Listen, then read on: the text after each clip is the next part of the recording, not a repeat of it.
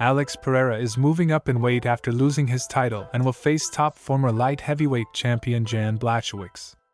The fight will take place in the co-main event of UFC 291, which will take place in Salt Lake City.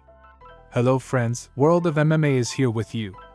In today's video I will give a prediction for the fight between Jan Blachowicz and Alex Pereira. But before you start this video, don't forget to subscribe to the channel and give me a like. Let's go. Jan Blachowicz is already 40 years old, but can it be said that age has not done him any good? On the contrary. With experience he has only become more dangerous.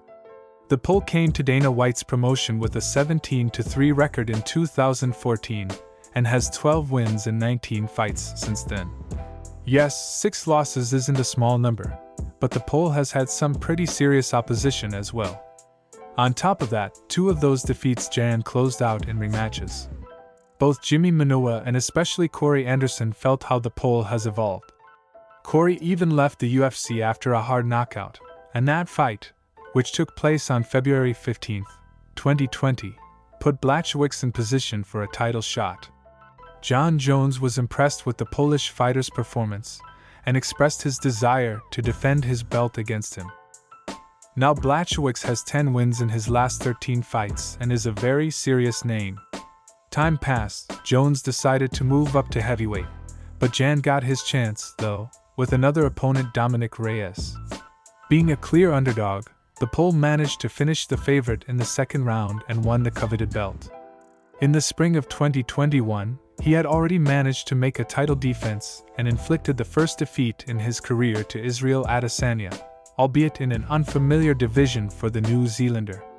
After taking a break to be with his family after the birth of his son, the Polish fighter returned to Abu Dhabi, the place where he won the championship belt. But this time unsuccessfully. Glover Teixeira, 42, also improved over the years and deservedly took the title. The Pole himself returned 6 months later in a fight against bright prospect Alexander Pereira, who could count on a title shot if he won. The fight was competitive, but at the beginning of the third round the Austrian's leg failed, the fight was stopped, and Blachowicz got the most dangerous opponent of his career, and a few weeks before the tournament their fight became a title fight. But his bout with Magomed Ankalaev was a loss for both of them. The fight ended in a draw and no one was able to take the title. Alex Pereira may not have been in MMA very long, but he has made quite a splash. First, after several mixed martial arts wins, the company notices him and signs him to a promotion to promote his potential fight against Israel in the future. The Brazilian is starting to win and the company decides to fast-track him. The UFC gives him a puncher who at the time was in the top 5 middleweight division.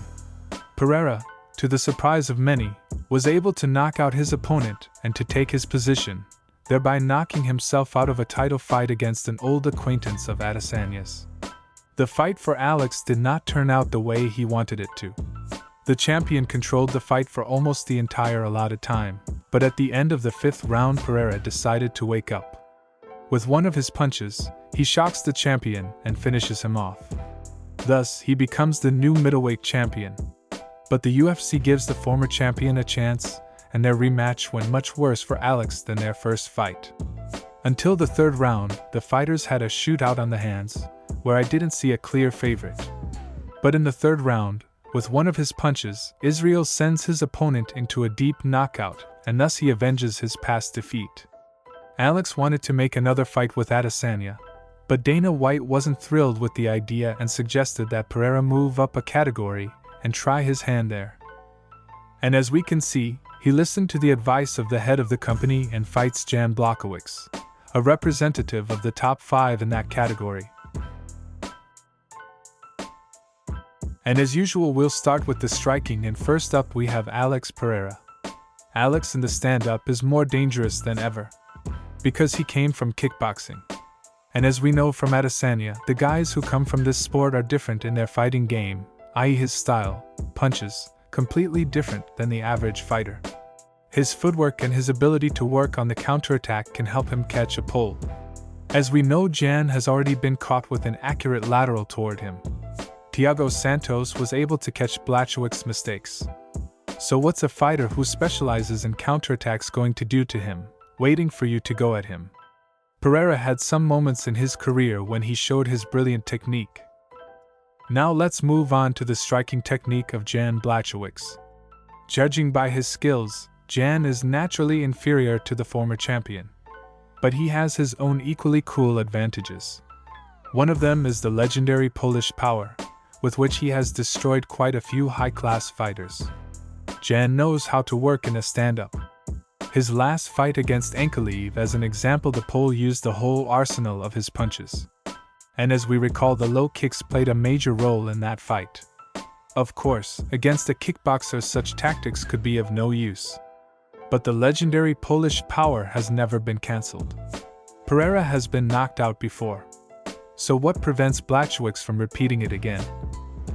It's not new to shock the fans. So what can we say about the result? Because of his great experience in punching technique, I'll choose Alex Pereira, who I think should outbox the Pole.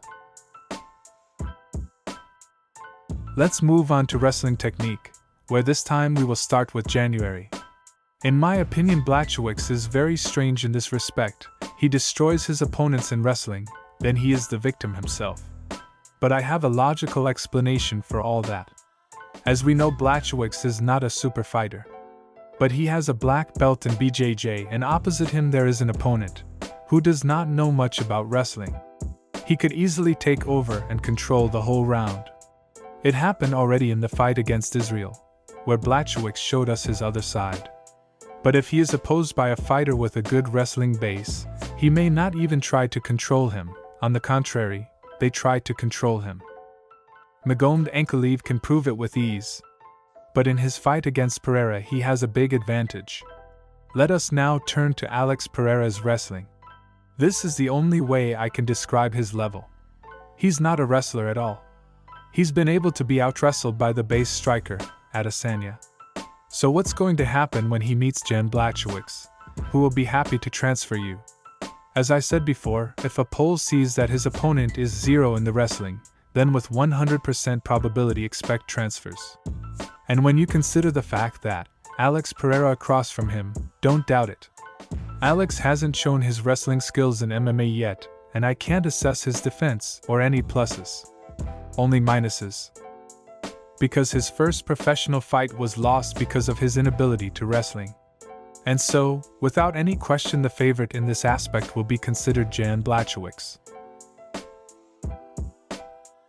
I think Jan Blachowicz will win this fight, as Alex Pereira gets into the fight late, and through his wrestling Blachowicz will easily transfer the Brazilian and control him until the end of the fight. But we should also not forget the danger in the stand-up from Pereira, as he was able to surprise us by knocking out Adesanya. But if Blachowicz doesn't flirt in the stand-up and takes the fight to the canvas, he'll be 100% sure to win. What do you think, friends? Write your opinion in the comments. Goodbye.